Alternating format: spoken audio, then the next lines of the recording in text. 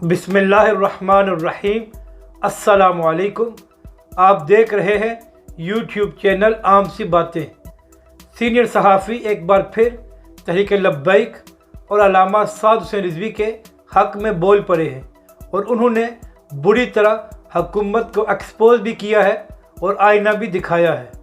इस वीडियो में हम इसी के मुतालिक बात करेंगे।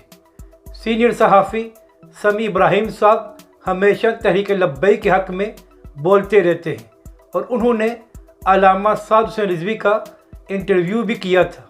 2 दिन पहले समी इब्राहिम साहब ने अपने टीवी प्रोग्राम में हुकूमत को आईना भी दिखाया और बुरी तरह एक्सपोज किया।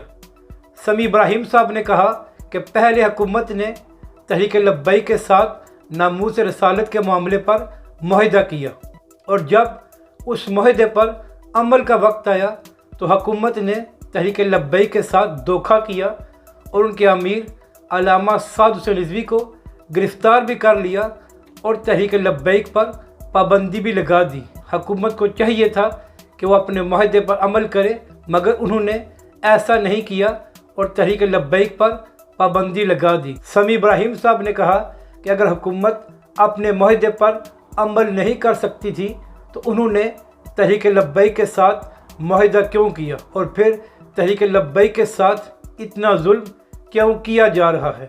पहले तो समी इब्राहिम साहब अपने यूट्यूब चैनल पर हुकूमत को एक्सपोज करते थे और तहरीक लब्बैक के हक़ में आवाज़ उठाते थे, मगर इस बार उन्होंने अपने टीवी चैनल पर भी तहरीक लब्बैक और अल्लामा साद हुसैन रिज़वी के लिए आवाज़ उठाई है और हुकूमत को आईना भी दिखाया है।